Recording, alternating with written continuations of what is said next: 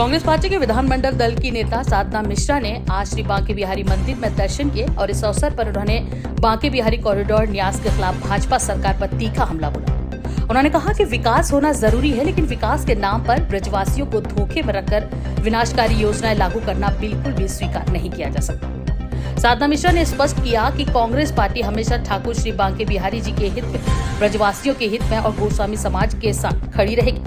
उन्होंने कहा कि चाहे परिस्थितियां राजनीतिक हो या धार्मिक, अगर सरकार द्वारा कोई भी कदम ब्रज की भोली भाली जनता के अहित में होगा तो कांग्रेस पार्टी उसका मजबूती से विरोध करेगी। उन्होंने ये भी कहा कि कॉरिडोर को लेकर कांग्रेस का संघर्ष हर स्तर पर जारी रहेगा। शासन से लेकर सरकार तक विकास के नाम पर विनाश की जो परियोजना चलाई जा रही है, उसका खंडन कांग्रेस पार्टी पूरी ताकत के साथ करती रहेगी। और इस मौके पर मथुरा के पूर्व विधायक प्रदीप माथुर, कांग्रेस नेता दीपक पराशर,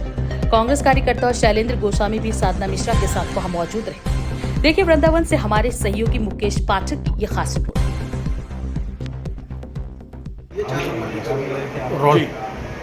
मैम, आज यहाँ पर बिहारी जी दर्शन करने आए हैं, क्या कहना चाहेंगे उस संदर्भ में? देखिए, बहुत जल्दी मुझे बिहारी जी ने कुछ ही दिनों के भीतर दोबारा बुलाया है, तो मैं मानती हूँ कि बिहारी जी का आशीर्वाद और कृपा है और किसी न किसी उद्देश्य की पूर्ति के लिए उन्होंने मुझे बुलाया है। और जिस तरह से यहाँ पर आज तो दर्शन के परिवार के साथ मैंने, पर जो उद्देश्य है हम सबका, कांग्रेस पार्टी का भी है, यहाँ के स्थानीय लोगों का है, जिस तरह से जो कुंज गलियाँ हैं, जो सरकार का प्रयास है उनको समाप्त करने का, ये केवल हमारी आस्था नहीं है, ये हमारा विश्वास नहीं, ये जीता जागता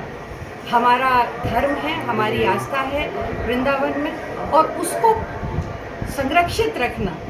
सुरक्षित रखना, ये हमारा संकल्प है और इसको हम पूरा करेंगे। हम सब एक साथ हैं, यहाँ पर जो गोसाई परिवार है उनके साथ हैं।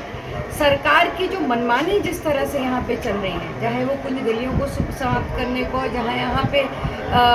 इसके विस्तार के सौंदर्यीकरण के नाम पर यहाँ के स्थानीय लोगों को, जो पुराने दुकानदार हैं, यहाँ पे गलियों में लगातार कई वर्षों से, कई सदियों से, कई पीढ़ियों से रह रहे हैं, उनको जिस तरह से विस्थापित करने का प्रयास सरकार कर रही है, मंदिर को एक अधिकार करने का प्रयास कर रही है, जिसकी 500 साल पुराना ये दिव्य मंदिर है। तो ये जो षड्यंत्र है सरकार का, इसके खिलाफ हम इस लड़ाई को,